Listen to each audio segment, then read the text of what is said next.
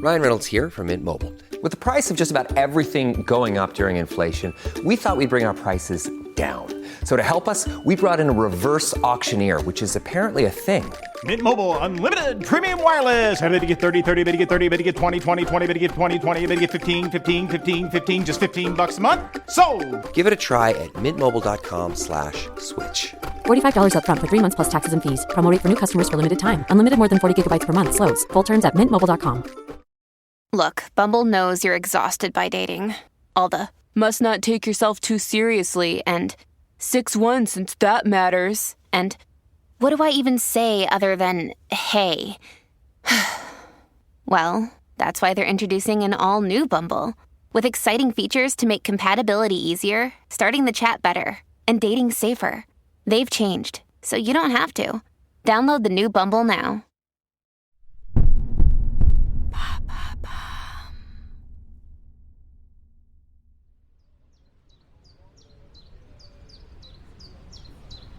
« 17 juillet 1979. Bordés d'arbres et de fleurs, les canaux de la ville de Strasbourg brillent au soleil et s'illuminent de 1000 reflets changeants. Les vitres du Parlement européen aussi. Devant l'immense bâtiment rond, on a hissé les drapeaux des 6 nations fondatrices. La France, l'Italie, l'Allemagne de l'Ouest, la Belgique, le Luxembourg et les Pays-Bas. Ils flottent, ballottés par le vent sur la grande esplanade, tandis qu'un événement sans précédent se prépare à l'intérieur. Pour la première fois de l'histoire, les représentants européens ont été élus au suffrage universel direct.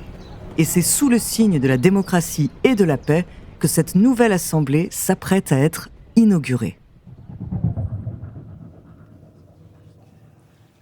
L'hémicycle est au grand complet. 410 députés, réunis pour l'occasion, attendent avec impatience le début de la séance. Et après quelques minutes de silence, une femme finit par s'approcher de l'estrade. Elle monte à la tribune sous les regards bienveillants de ses pairs, ajuste ses lunettes et scrute l'assistance d'un œil plein de malice et de solennité mêlée. En tant que doyenne, c'est à elle que revient l'honneur de prononcer les premiers mots. Elle a 86 ans, tout dans son attitude impose le respect. L'élégance de sa tenue d'abord, une simple robe bleu marine rehaussée par un collier de perles dorées, et puis l'impressionnante médaille des grands officiers de la Légion d'honneur qu'elle porte agrafée à la poitrine. Mais c'est lorsqu'elle prend la parole que son charisme se déploie pleinement dans le vaste amphithéâtre. Elle a ce grain que seule la vieillesse et des années d'expérience confèrent à la voix. Ses intonations chantantes et son phrasé très articulé sont la marque éloquente des grands orateurs du passé. Ah, mes merveilleux Européens, sauvegardons ensemble notre bien le plus précieux, à savoir notre culture et notre fraternité en cette culture. Et après plus d'une heure sur la solidarité entre les nations, l'importance de la culture et de la paix, ainsi que les défis qui attendent l'Europe de demain, un tonnerre d'applaudissements vient conclure son discours. Thanks for your attention. Danke, grazie, danku tak et bienvenue, force, du fond du cœur.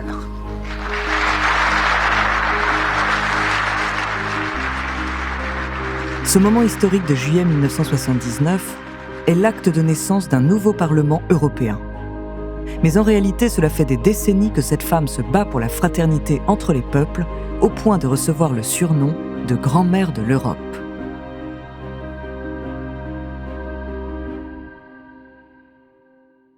Bonjour, je suis Andrea Brusque, bienvenue dans True Story. Aujourd'hui, je vais vous parler d'une femme extraordinaire, trop peu connue. Ses combats politiques ont pourtant eu un rôle capital dans la construction d'une Europe plus unie. Journaliste, ethnologue, philanthrope avant tout, elle a vécu tout ce que le XXe siècle avait à offrir en matière de guerre, mais aussi de ferveur pour défendre la paix et les droits de toutes et tous. Son nom, Louise Weiss. Du 8 au 31 mars 2023, sur les grilles de l'église de la Madeleine à Paris, face à l'Europa Experience, le Parlement européen et l'Association citoyenne pour l'Europe rendent hommage à cette femme exceptionnelle à travers une exposition intitulée « Louise Weiss, itinéraire d'une Européenne engagée ». De ses premières luttes à l'aboutissement de ses idéaux européens, en passant par un militantisme féministe acharné, découvrez sa true story.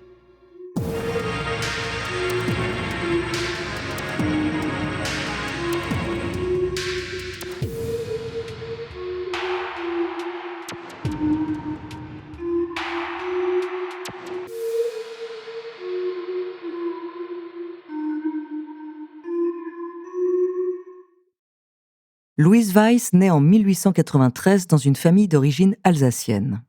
Ce territoire, revendiqué tantôt par la France, tantôt par l'Allemagne, objet de nombreux conflits entre les deux nations, marque d'emblée son identité d'une empreinte cosmopolite.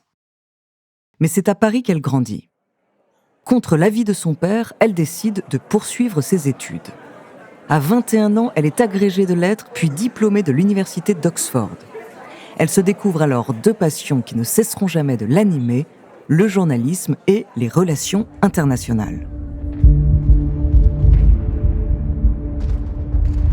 Entre 1914 et 1918, Louise Weiss s'engage comme infirmière dans un hôpital pour soldats et assiste aux premières loges aux horreurs de la guerre.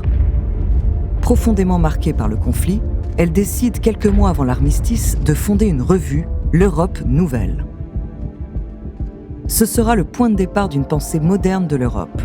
Cette revue, elle la conçoit comme une plateforme, un lieu de réflexion autour de la paix. Et elle parvient à s'entourer de grands noms du paysage politique et intellectuel français. Édouard Herriot, Marcel Cachin, Léon Blum ou encore Paul Valéry. Nombreux sont les dirigeants et penseurs qui s'y expriment dans l'entre-deux-guerres. Louise Weiss y écrit elle-même beaucoup d'articles en faveur de la Société des Nations, l'ancêtre de l'ONU. Elle soutient également le projet d'Union fédérale européenne défendu par Aristide Briand, alors ministre des Affaires étrangères. Au début des années 30, elle rencontre un certain nombre de responsables politiques, dont Jean Monnet, qui sera quelque temps plus tard l'un des pères fondateurs de l'Europe.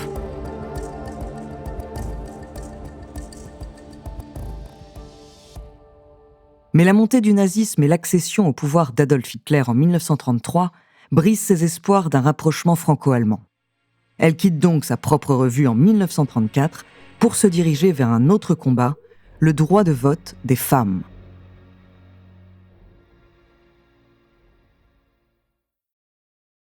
Au milieu des années 30, une bonne partie des pays d'Europe ont déjà accordé aux femmes le droit de s'exprimer par les urnes. Mais pas la France. Inspirée par les suffragettes anglaises et américaines, Louise Weiss décide donc de fonder une association, la Femme Nouvelle, dont les méthodes et les actions militantes pour conquérir ce droit fondamental se veulent plus modernes, radicales et originales.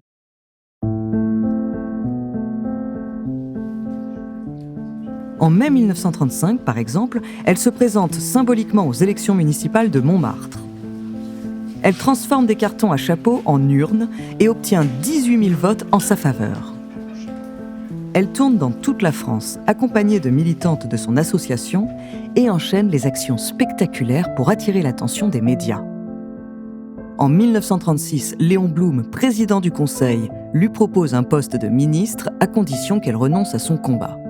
Pleine d'audace et de culot, Louise Weiss décline alors en répondant qu'elle n'a pas lutté pour être nommée, mais pour être élue.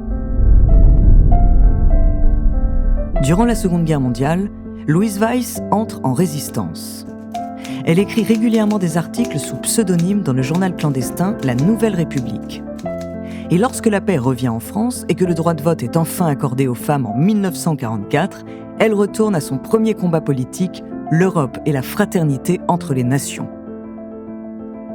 C'est justement à la fin des années 40 et au début des années 50 que les prémices de l'Union européenne sont posées. Le traité de Bruxelles en 1948 instaure une collaboration économique, sociale, culturelle et militaire entre différents pays d'Europe de l'Ouest. La Communauté européenne du charbon et de l'acier, instituée en 1951, favorise les échanges de matières premières. Et le traité de Rome, signé en 1957, approfondit cette collaboration et établit un marché commun européen.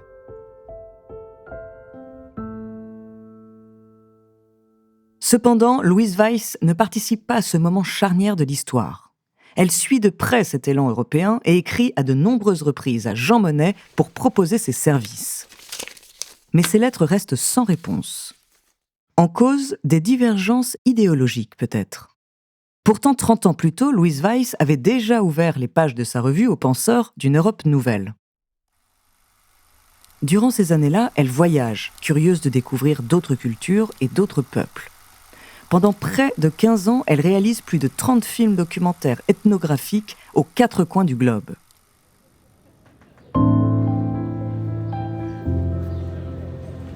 De retour en France au début des années 70, Louise Weiss fonde l'Institut des sciences de la paix à Strasbourg. Elle crée également une fondation portant son nom et ayant pour but de récompenser celles et ceux qui, chaque année, ont le plus contribué à l'amélioration des relations humaines en Europe. En 1979, elle se présente aux premières élections du Parlement européen au suffrage universel direct et elle est élue eurodéputée. À 86 ans, c'est un rêve de jeunesse qui se réalise pour elle. En tant que doyenne de l'Assemblée, elle ouvre la première séance avec un discours historique plein de bienveillance et d'amour pour ce projet qu'elle a toujours soutenu ardemment.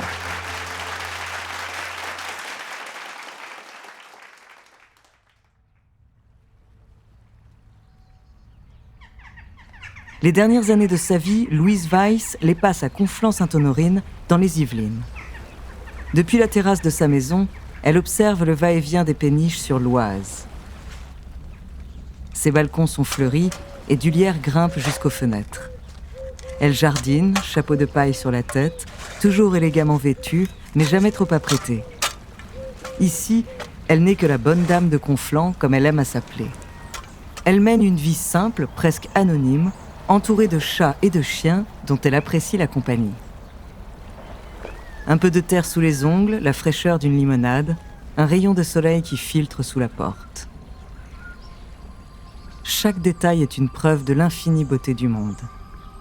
À 90 ans, elle sourit comme une adolescente. Seulement, après 2 guerres mondiales et une guerre froide qui n'en finit pas, après des années de lutte acharnée pour le droit de vote des femmes et l'union entre les nations européennes, elle sait mieux que quiconque peut-être ce que le mot paix veut dire et à quel point il est précieux.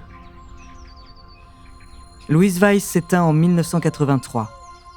Femme du XXe siècle, elle laisse un héritage immense pour les générations suivantes. Depuis 1999, le bâtiment principal du Parlement européen porte son nom.